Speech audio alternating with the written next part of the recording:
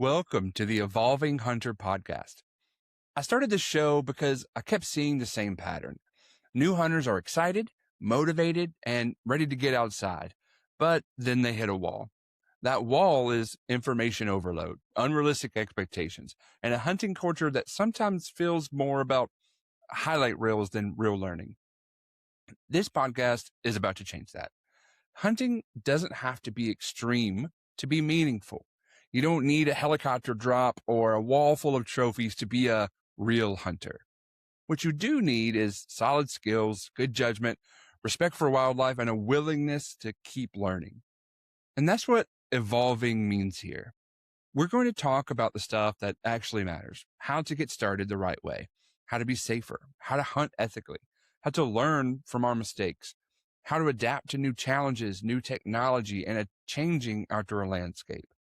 You'll hear from experienced hunters, educators, conservation leaders, and everyday people who are just figuring this out just like you and me. Not to show off, but to pass things forward to the next generations of hunters. If you're brand new, this is for you. If you've been hunting for decades, this is still for you because none of us are finished products. The best hunters that I know aren't the loudest. They're the ones who keep improving. So whether you're gearing up for your first season or your 50th, welcome. This is the Evolving Hunter podcast. Let's get better together.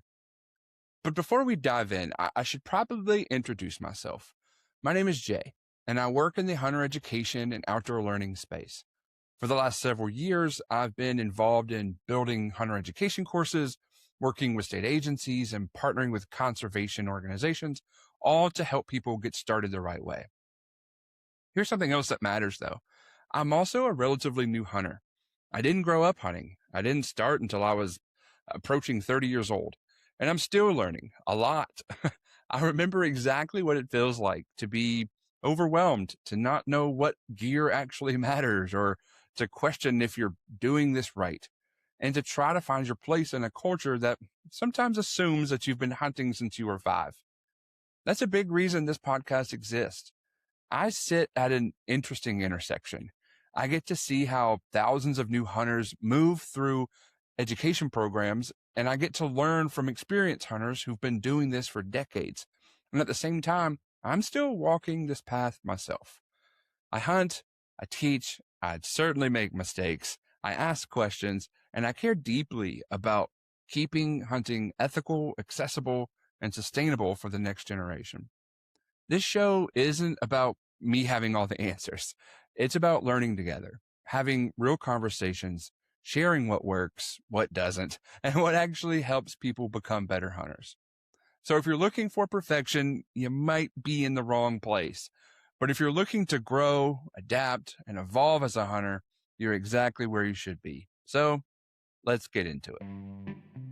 If you're listening to this podcast, there's a good chance that you're either thinking about hunting for the first time or trying to get better at it.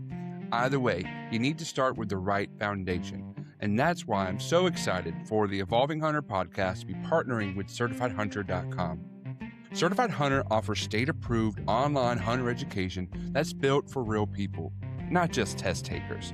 You'll learn firearm safety, ethical decision-making, wildlife conservation, and what it actually means to be a responsible hunter in the field.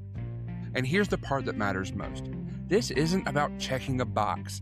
It's about showing up prepared, confident, and safe when the season opens. I didn't grow up hunting. I started later in life, and I can tell you firsthand that having clear, practical training makes a huge difference. Certified Hunter helps shorten the learning curve and sets you up to do this the right way from day one. So, if you're ready to take your first step into hunting, or you know someone who is, head to certifiedhunter.com/evolving hunter and get started today. Again, that's certifiedhunter.com/evolving hunter, and let's start the right way. This episode is about origin stories, and there's no better place to start than with the person who shaped mine. Ryan Orgitano is our very first guest of the Evolving Hunter podcast. And I'm super stoked that he's our first guest because, like I said, he was my hunting mentor back in the day. I mentioned earlier in the introduction that I didn't really start hunting until I was pushing 30. And interesting relationship here, though, is that Ryan was actually a student at the college I was working at, and he was a very experienced hunter and took me under his wing. So welcome, Ryan. Very excited to have you on the Evolving Hunter podcast. Thanks for having me, Jay. It's an honor. We've known each other a long time. And so it's fun to kind of jump back and reconnect. And I feel like I'm going to ask you some questions today that I think I know the answer to, but it's okay because we're helping you to share your story about how you got into hunting, why you stay in hunting, and what lessons you've learned along the way. So can you give us a kind of an intro about, take us back to the beginning about what first got you into hunting? Was there someone who was a pivotal role for you in hunting? All of that jazz. Yeah, for me, I have my dad and three uncles, my grandfather, all big hunters their entire life. So it was just a natural progression for me to follow with them in the woods whenever I could. I think I remember my first time actually with my dad. I was 5 or 6 on a squirrel hunt. And I still have the picture of a red squirrel jumping from limb to limb and him harvesting the red squirrel midair. And it always has stuck with me. It was fantastic, especially as a 5 or 6-year-old little boy. So did you start out, with small game, or did you kind of jump around in those early days? Yeah. So even, I'm 30 now. Even back then, the rules were much different in Pennsylvania. You could not hunt till you were 12 at all. You couldn't carry a gun or fire a weapon at anything. When I turned 11, they changed the regulations to allow the mentored youth. So went on a squirrel hunt with my dad where he had to carry the shotgun until I was ready to fire. And I got my first squirrel when I was 11. So that was the first ever hunt where I was able to fire at something. It was excellent. It was on my uncle's little 80-acre farm that we always hunted. It was excellent. That's awesome. So that really kind of follows what we think of as more of a traditional means to get into hunting, right? Where like you have a lineage of hunting in your family, and I have hunted with your family, and I was introduced to bear drives with your family, and like 20 people showing up, right? Yeah. Which is a not an uncommon thing in Pennsylvania, to do things like that. So, Yeah. So when you were starting out hunting so young, it may be difficult to remember back to then, but I'm curious, what did hunting mean to you in those days when you were kind of getting started? It was really the thing, to get out and spend more time with my dad, with my uncles, with my grandfather. I've always been attracted to the outdoors. I think there's something innate in each person, whether you're attracted to the outdoors or not, no matter the activity. My brother and I had the same upbringing, and he has no interest. He never did, but I've always wanted to be a part of it. It just meant when we were younger and we couldn't go deer hunting, I would look out the window waiting for my dad to get home. And if he backed into the driveway, he got a deer. If he pulled in, I know he didn't get anything. So it was just that anticipation of waiting for him to get home. And I was happy to be there once I could finally join. That's awesome. Well, how has that evolved for you? Kind of having an understanding of what it meant to you then, now that you're older, you have your own kids, right? Like all that has progressed. How has your perception or kind of general feeling about hunting changed as you've gotten older? It's really a roller coaster at points where, you have that excitement waiting for my dad to return. And I know now my children have the same excitement, my daughters too. And she's been out a couple times archery hunting with me in the backpack carrier. And we're still working on being quiet, but that'll take some time. But like when we met in college at that time, that was really for me to explore on my own and be out. I enjoyed just being out there, no one around but me, and telling the stories afterwards. But my dad's 60 now, I'm 30. I've come back to this point where the best part is getting to go out with him and help him if he needs to, needs to drag a deer. When it started out, he was helping me drag deer. Now I'm starting to help him drag deer more, which is rewarding and different at the same time. It's interesting to see. Yeah, absolutely. Man, that's awesome. I love the full circle there, Mm-hmm. right? Where your dad Yeah. is helping you drag a deer out. Now you're helping your dad drag deer out, Yeah. right? Yeah. I feel like that's something that a lot of people identify with hunting a lot with, right? Like there's a great sense of heritage Yeah. in hunting, and people really kind of latch onto that. And I feel like that's a great kind of direct example of Right. what brings a lot of people back to hunting, right? Mm-hmm. Particularly that kind of fall into the camp where you're in, right? Where you started hunting really young. It's been a significant part of your life for, Yeah. and since you can remember, Mm-hmm. you Yeah. know. Yeah. So I think it's a good illustration that, hunters kind of come from all different sorts, because there's some like myself, like not growing up hunting. I'm really kind of, I guess, figuring out what my own traditions or heritage or how that moves forward. But super Right. cool. That's awesome. Mm-hmm. What I'm changing here just a little bit there, but from that time, you started hunting young, but you had great mentorship, and as you've hunted, and then going out hunting on your own and kind of figuring out your own style and what you like to do. What's a lesson or a moment that's made a big difference for you in how you hunt?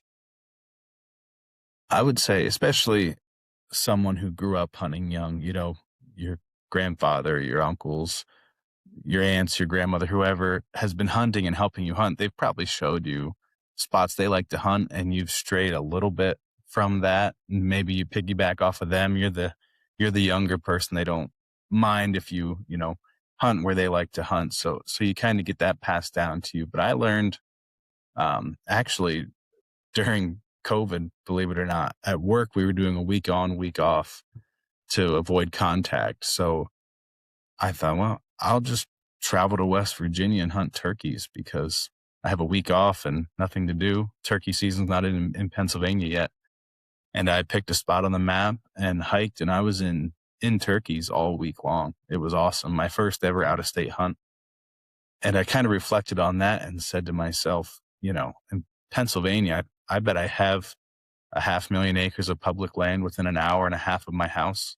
Why don't I branch out more and explore more and find somewhere that's my spot? A ton of spots I like to hunt, and just don't be so pigeonholed if you're not seeing anything during the season, early season or late season. Go find the deer or the turkeys. They're there somewhere, and we have all this land to roam. Don't be set in your location you want to be. You can't wish the animal to show up. You have to go find them. Yeah. Have you feel like you've kind of followed through that? You've been traveling more to go hunt? Yeah, especially more north in Pennsylvania. I hunt a lot of separate spots now, which can be good and bad. Sometimes you're always wondering what's happening somewhere else, even when you do have confidence in your spot. But it's a good problem to have too many places to go. I know not everybody's in that situation, but we're blessed in Pennsylvania with that. Yeah, absolutely. I think the flip side's true too. There's I think it reminds me of a story, but like there's nothing worse than the sure thing, right? Like times where I've gone out and when I was in Pennsylvania, I had a buddy who had turkey on coming into a field like every morning, right? Like clockwork, there were turkey coming into this field. And so we got a time together. We went out there, like, this is it. This is going to be great. We get out there. We did not see or hear a turkey all day. And I like that anticipation made it worse, right? Because we're like, yeah, this is going to happen.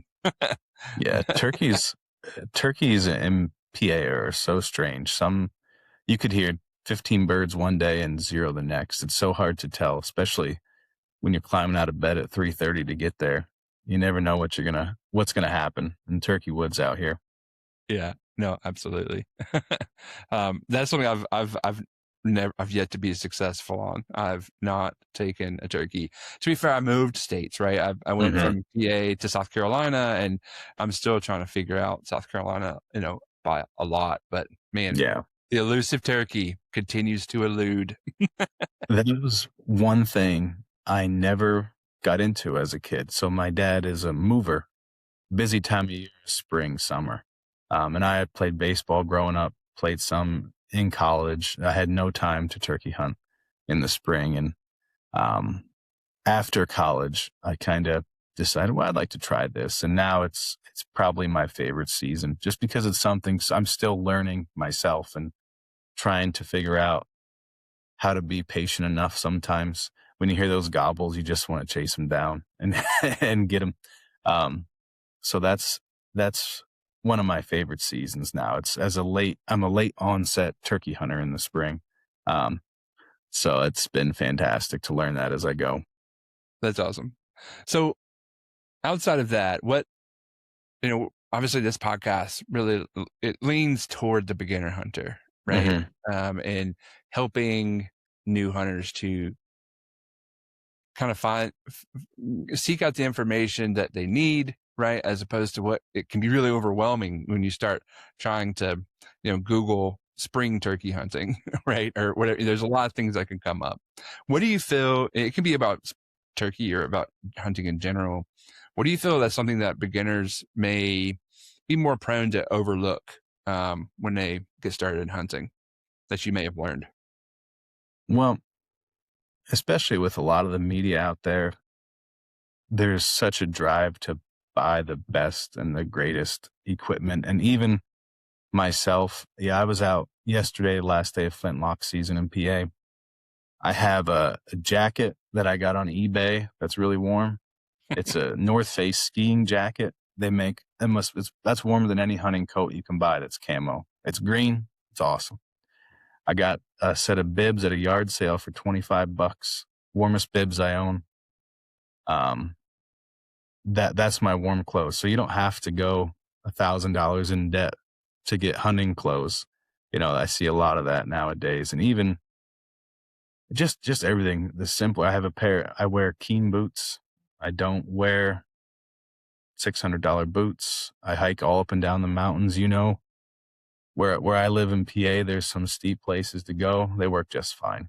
Um, there's barriers to entry, but I think they're overblown at points.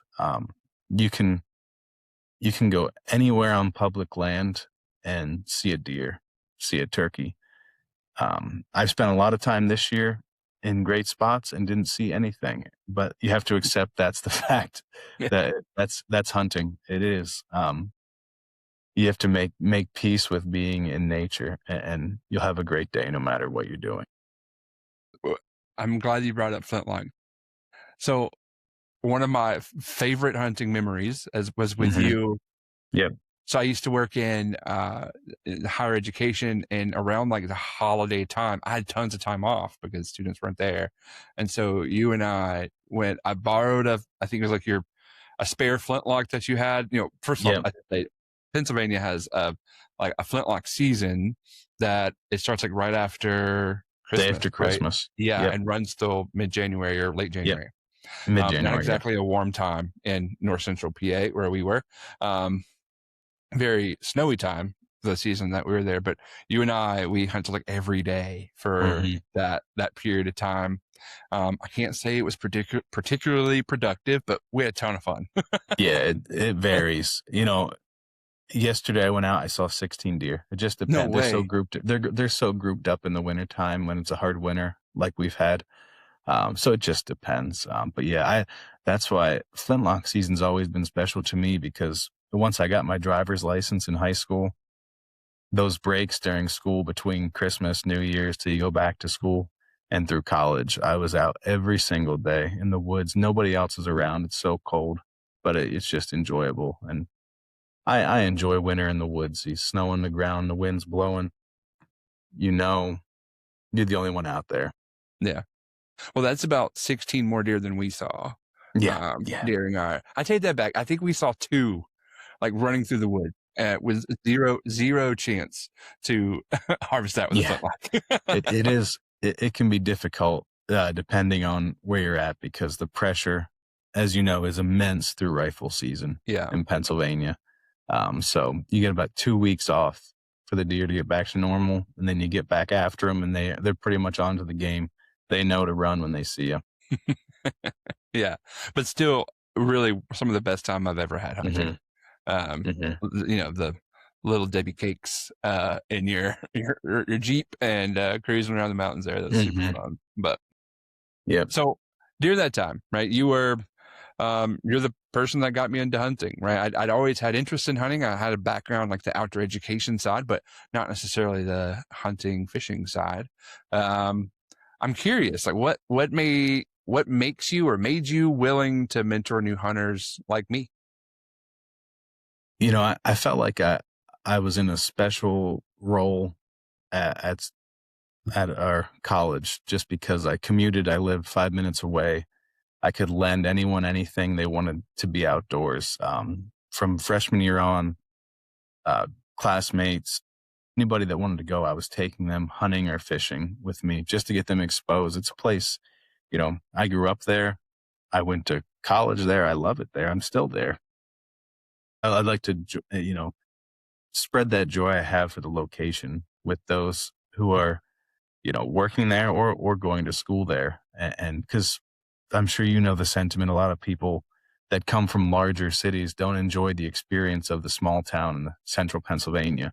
Mm-hmm. Um, but to be able to show a lot of people just the outdoor resources we have, I think made their lives better. And I hope it made your life better. We're here now. So I think it did. Yeah, that's awesome. What do you feel is like what's the challenges in taking out new hunters? The challenge, the biggest challenge, especially, the biggest challenge would be to make sure you keep your expectations in check. Like you have to understand someone who's never done before, there is a learning curve of etiquette in the woods, your indoor voice. You always say, use your indoor voice, not your outdoor voice when you're talking to little kids like we have. But when you're in the woods, your outdoor voice should be lower than your indoor voice. you know, that's not innate skill unless you've been out there to do it before to know that.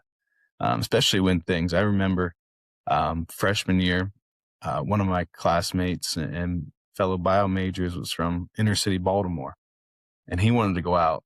And so I had my bow with me. We're walking through the woods, and we had a similar experience, but you had a different reaction. We're walking through the woods, sticks break. I see a flash of black. He said, "What was that?" I said, "That was a bear just running off." He was gone. He was back to the He's car. like, He done. ran. Yeah, he was done. He said, "I'm never going again." He said, "Let me know when we go fishing." I said, "Okay, I'll take you fishing and we'll be happy." And that's the thing too. Know your limits. If you're going to know their limits, excuse me. If you're going to take someone new out for the first time, don't expect to spend a whole day out in the woods. That'll prepare you for taking children out too. You have a couple hours with people on their first time. They're happy. They had a great time. They're going to tell this story for the rest of their lives. As long as you don't, impress your expectations on them of how they should be. Let them have their own experience and be there to enjoy it with them. Sure. Yeah. No, that's awesome. What do you feel that's maybe like experienced hunters maybe misunderstand about people who are just starting? Does that question make sense? Yeah. Yeah. I feel like a lot I in would, my job, I try to help yeah. mentors, Mm-hmm. experienced hunters to get excited about helping new people. Right. Yeah. And I feel like you embody that really quite well. So what do you think it is that experienced hunters kind of get hung up on? I would say kind of the expectation that it'll be a burden to your activity out there. But the people that are taking the time to go with you want to learn from you, and people that don't have a background in teaching or adult learning don't understand how receptive people are at points, they'll listen to anything you say because they view you as their mentor. They want to learn everything you know. So all the times we went out hunting together while I was in college, I don't think we ever harvested anything. We had a No. great time. We had a darn good time. But you shot the flintlock at a stump once, make sure it was on. What made you want to keep going out? If I recall correctly, that stump was very safe. Yeah, it was. Man, shooting a flintlock is harder than it sounds, right? Once you There's a pull the lot. trigger, the bullet the projectile does not leave the barrel when you pull the trigger. You must wait. Yeah, you pull that trigger. There's a lot that happens, including giant puffs of smoke in your face before anything comes out of the end of that rifle, for sure. Well, I guess not a rifle. Yeah, out of the end of that flintlock. Yeah, so hunting and fishing, for that matter, kind of gave me an outlet. A lot of the whole beginning part of my career was in the outdoor education side. So that was like the canoeing, kayaking, rock climbing, backpacking sort of field. And so I got into that industry because I really liked being outside. I appreciated what having true wilderness experiences provided to you, both from an experience level as well as like the interpersonal growth level and the intrapersonal, right? So like the relationships that you build with people when you're out in these remote areas, particularly for extended periods of time. But having built a career in that, right, when you start doing something for work, it begins to feel a whole lot like work. And so there wasn't, I'm not going to say it stole the magic for me in being in the field, but even when I was going out just on personal things with, my wife and I, whatever the case may be, it still very much felt like work. I'd find myself, doing instructor positioning, working essentially. And so hunting was different because it was brand new to me and I didn't know a whole lot. So it gave me the outlet to continue to enjoy the outdoors in honestly a very different way, even in a way that was, I think, a lot more in tune with the environment. Because if you're out on a 21-day expedition with, 15 students and 2 instructors, you're pretty itinerary driven, right? In that, okay, today we need to go from this campsite to this campsite. There's 12 miles of trail between us and there. And I need to keep all of these students safe and fed and alive, and so there wasn't a lot of being in tune with what the surroundings were necessarily. And hunting, obviously, very different, right? You're moving very slowly. You're looking and listening and using all your senses to kind of discern what's happening around you. And I enjoyed that. And honestly, hunting and fishing, for that matter, have always largely been about the relationships you form, right?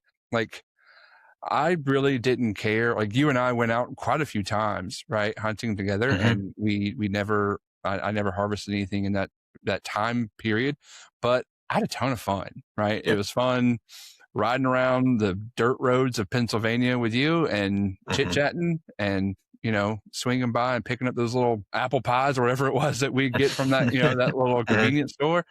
I enjoyed that. And that remains true for me in hunting, right? I feel like most of the time that I do go out, I'm largely not going alone. I'm with somebody just because I enjoy that aspect of it. Yeah. Now, I'm sure, hopefully there's a lot of people that'll hear this that probably have experienced mountain biking, hiking, backpacking, kayaking, canoeing. What are some skills you think maybe you carried over from that into the hunting sphere when you started going to that people may see within themselves, like, I could do that. I've done these activities. I'm sure I could transfer that myself. Oh, there's a ton, right? I mean, for me, particularly having spent so much time as a professional outdoor educator, that kind of gave me a leg up, right? When I started hunting, is that I didn't necessarily have to figure out, how do I appropriately layer to stay warm, right? I already had all the equipment that for the most part, that I needed to be able to go and do the boots, the clothing, that sort of stuff. So that's a big one, right? Like the general outdoor skills. How do I go in the woods and not get lost? What do I do if I do get lost? What kind of boots should I wear? Right? All of those sort of questions for me were already answered because I'd already, had this whole career in outdoor ed before. And so, for those folks who are, already really into the outdoors doing different activities, those skills are really pretty one-to-one transferable, right? And it gives you a big leg up. The other side I would think would be just having confidence in remote settings. In my outdoor ed days, I would say the opportunity. I loved doing this, but I would, take students that may have grown up in, let's say Brooklyn, right? Some, very much a city environment, and had not had the opportunity to spend time in what we would consider remote environments, and I'll tell you, their definition of remote environment was very different than my interpretation of remote. I remember taking students to like a campground, right? Like there's a gravel pad there, kind of campground. There's a bathhouse, 100 yards that way, and they were like, they had this sense very much so that they were roughing it. They were like really out there, expedition style exploring. And that's great. Like there's no judgment there. That's it. Your interpretation of being in remote areas or being out there, is completely dependent on your own life experiences. And so I loved kind of playing that role for them or helping to introduce them to those sort of environments. But yeah, that's a huge bonus, right? When you feel confident in the woods. Yeah. And then the travel side, I would say, like how to carry a pack, how to get into remote areas, all that plays a role for those folks who maybe have enjoyed other outdoor activities, but haven't necessarily gotten into hunting yet. Yeah. I would say, similarly in hunting, 2 years ago, one of the biggest bucks I've ever harvested, he kept crossing 150 yards from one of those logging roads we would drive down. So that's where I was set up. It was not a remote, it's a remote state forest, but it was not a long drag back to my truck. So I don't want people to have the impression you have to hike 2 miles every time you try to go hunting, No. Remember that trip we took to the Nantahala? That was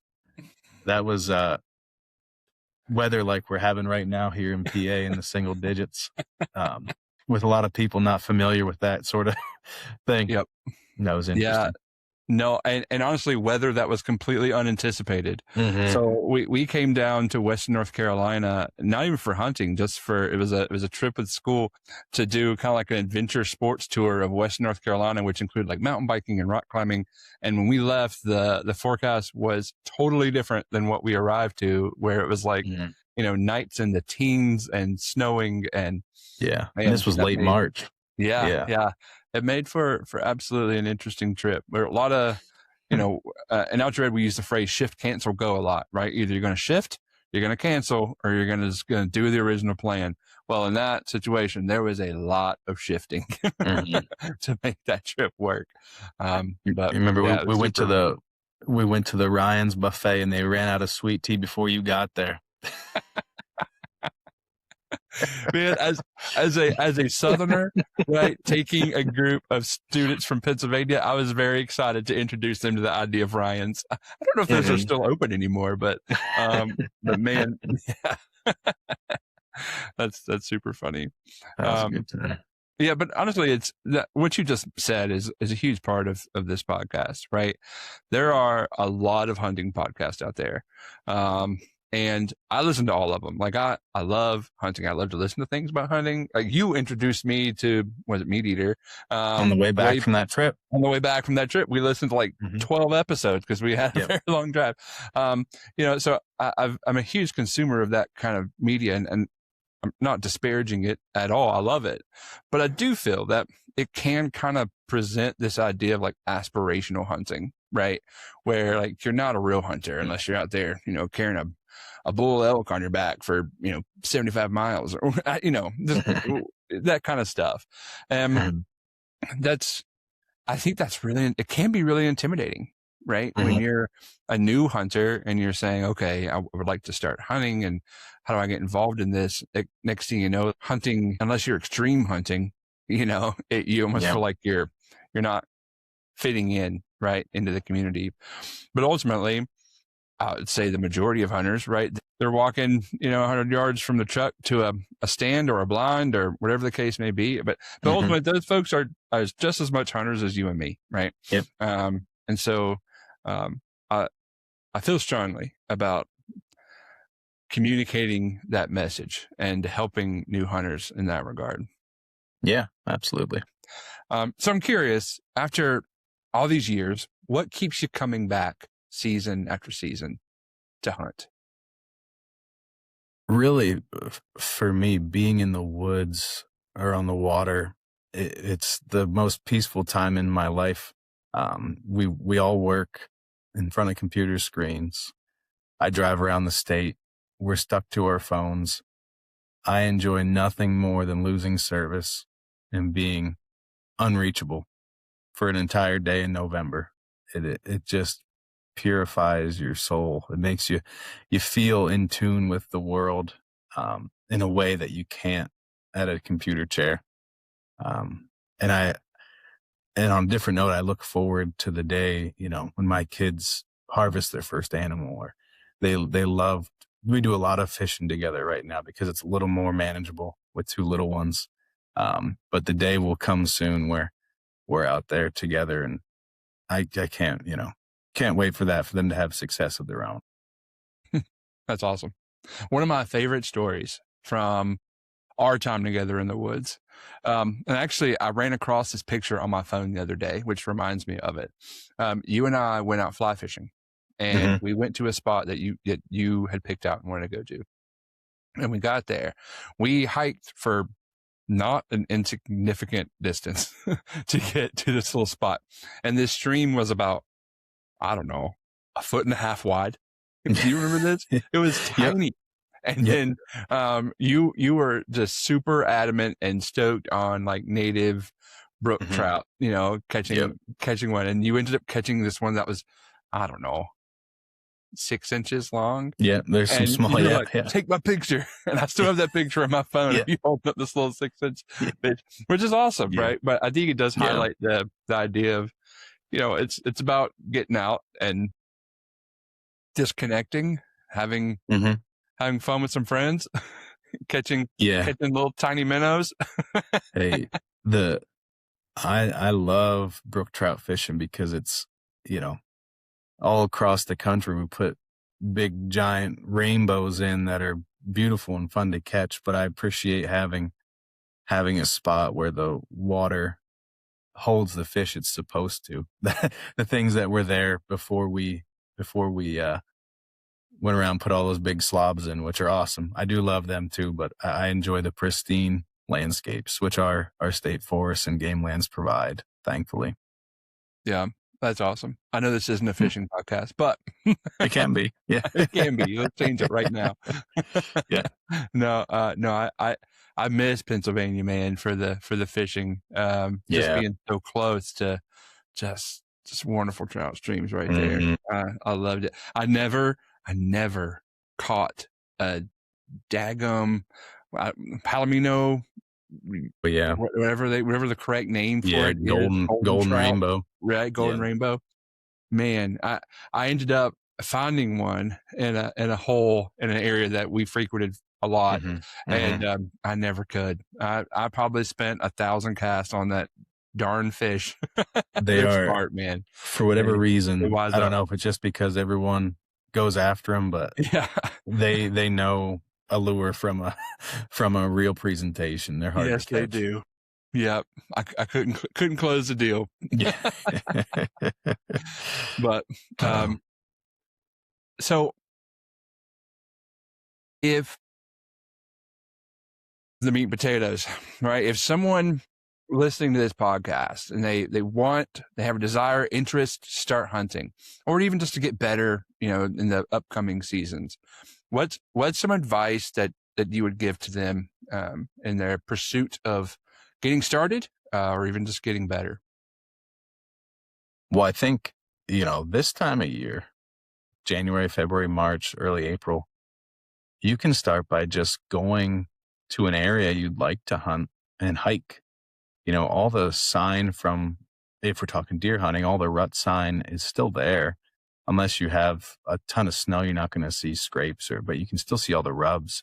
You can still see all the trails, a deer bedding. That costs nothing other than the gas to get there and the energy to hike up the mountain or the field, wherever you're at. I do a lot of that, and you could call it shed hunting. I don't find many sheds, but I get out there a lot and look around and find new areas to enjoy. And that makes me a better hunter each year. The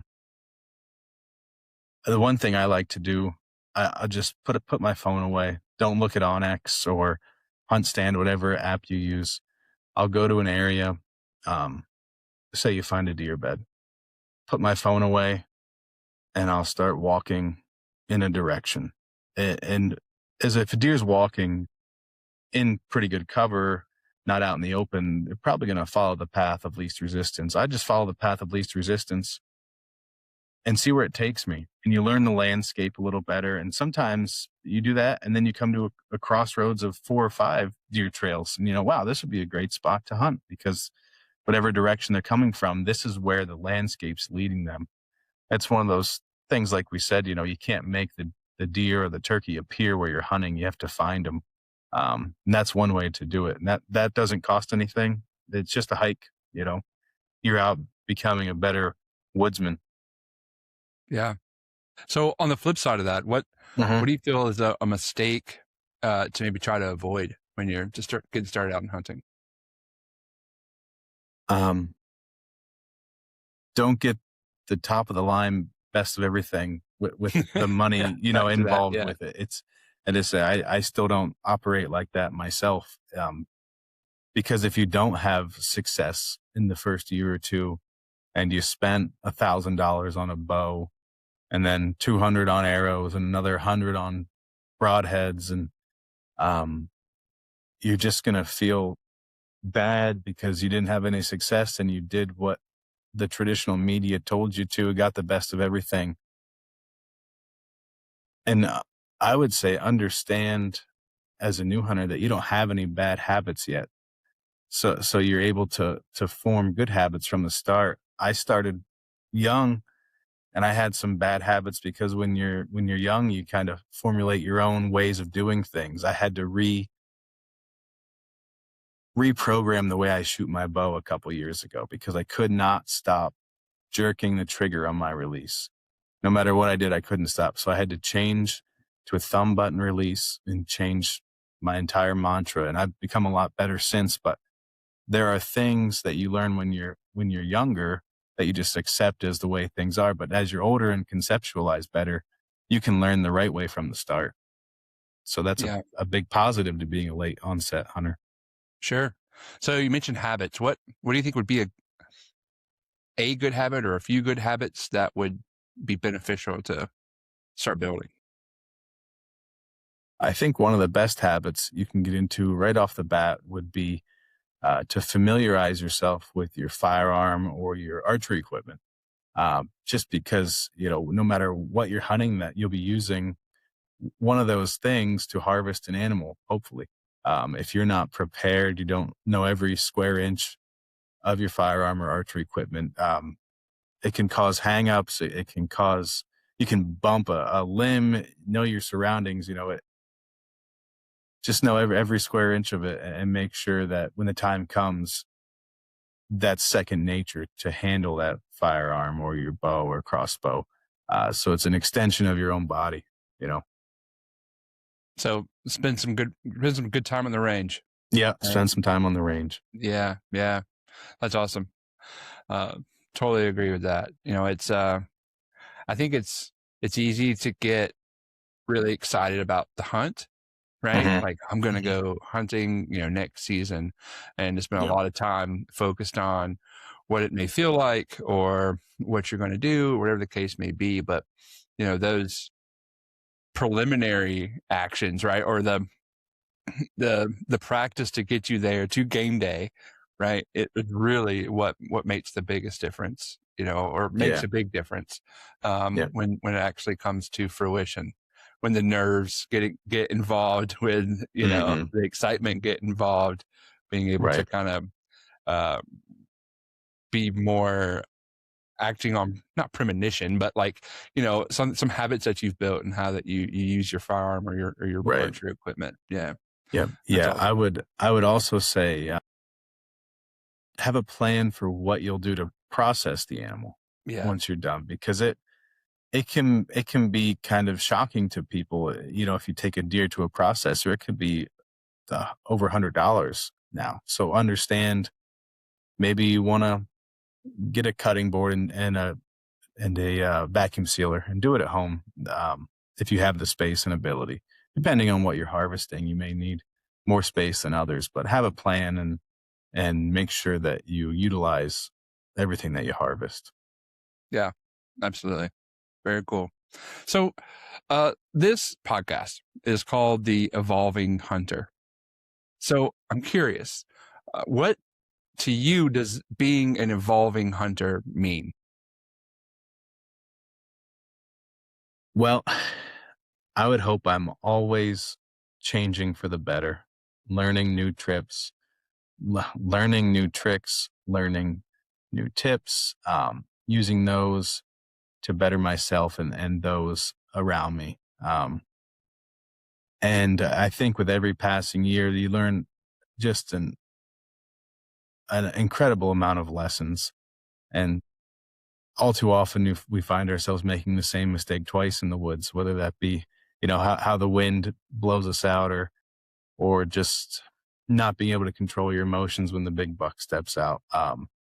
But evolving, I think, get better each year. I think that really encaptures the spirit behind this podcast, really, right? And that the theme is that we're all in states of growing and learning new things and hunting, and I hope that is a spirit that we can keep throughout our hunting timeline, right? Right. Because Mhm. because ultimately, whether you're evolving as a hunter yourself, evolving as a mentor, evolving as someone who grows to be incredibly passionate about conservation, or whatever the case may be, right? There's always a chance to be open to new ideas, to grow yourself as someone who feels strongly about hunting, who feels strongly about conservation. So yeah, that's awesome thoughts there, Ryan. I appreciate that. What what do you hope? I mean, for we're thinking about the idea of our hunting timelines, right? We're thinking, big H time, right? Sorry, big T time, what do you hope that hunting will look like for next generations, for your kids, for your kids' kids, etc.? I hope, you know, I dearly hope that the public land does not go anywhere. I hope that we have access to roam and explore and hunt and fish as we please on our public lands. I, Pennsylvania has undergone a serious amount of changes with seasons. I hope that the seasons only get more beneficial for hunters and hunter access and hunter opportunity. I hope they don't lose that. Um, I hope that we have enough numbers as hunters to still make a difference in our state legislators and make it known that we deserve a seat at the table to talk about the future of our of our wild resources. I do worry about that, but I think we'll be able to pass the torch successfully. Yeah, and ultimately it comes down to people like yourself, right? Mhm. Who are passionate hunters that can express the viewpoint from the hunter's perspective, and what it not just in what it means to us, but also what it means for our community, what it means for our landscapes, right? There's very little that hunting doesn't touch, right? When it comes down to it, particularly in conservation. Yep. And so, yeah, I'm right there with you, man. Yeah, it's, I mean, a big part of my career now has been in helping new hunters, right? Whether it be through hunter education or otherwise. And it is alarming to sit there and look at, the disparity between how many people are taking hunter education and how many are buying licenses, right? How many of them are persisting to become, actual hunters. But that's a little bit about what this podcast is about, and I'm sure it's what other hunting related podcasts are about, and I hope that we can play a part of that push, that community of people who are passionate about conservation and the role that hunting has in it to make a big difference there. Yeah. So Ryan, is there, we've kind of done a little introduction of you about your hunting past, what your hopes and dreams for hunting are. Anything I haven't asked you that you'd like to chat about as it relates to hunting? What are you excited for? Any big upcoming hunts, anything like that? No, I'm excited for spring turkey now that deer season's over here. Yeah. But I'll start as I drive around the state. I'll have my calls with me, messing around a little bit, make sure I'm sharp for the spring. But no, nothing. I had enjoyed traveling to the surrounding states after college, but now with 2 little ones, once they're big enough, we'll do some traveling, but no traveling to hunt for me right now, unfortunately. Yeah, I think we're in the same, but we have similar aged, very young toddlers, so that can be pretty all encompassing. As it is. Well, good deal. Well, thanks so much, Ryan, for doing this. So of course, and being on with me today. So, folks, I think that's going to do it for today. Huge thanks to Ryan for coming on and sharing his story. What I love about conversations like this is that ultimately they remind us that there's no real single path into hunting, right? Ryan started very young with hunting in a hunting family. Others may be starting out in their 50s or 60s, and that all that changes is when you start, right? But we're all continuing to grow as hunters. What actually matters is that we stay on the path, right? And how we choose to show up in the field. And that's what this podcast is about. Not necessarily chasing perfection, not chasing highlight reels, just getting a little better each season. Learning from people who've been there, like Ryan for me, and asking better questions and building a healthier hunting culture along the way. So if this episode resonated with you, share it with someone who's thinking about getting into hunting or someone who helped you get started in hunting. Those connections matter more than the algorithms ever will. So if you want to follow along, make sure you're subscribed to the Evolving Hunter podcast. We've got more origin stories coming for you, along with practical conversations about skills, ethics, and what it means to grow as a hunter. Until next time, stay safe, stay curious, and keep evolving. I really hope you enjoyed that episode of the Evolving Hunter podcast. One last thing before you go. If you're thinking about getting into hunting, before you go and buy gear or plan a hunt, you need the right foundation. That's why we're so excited to be partnered with CertifiedHunter.com. They have state-approved online hunter education that teaches real-world safety, ethics, and responsibility, not just test answers. If you want to start hunting the right way, head to CertifiedHunter.com/evolvinghunter and get certified today.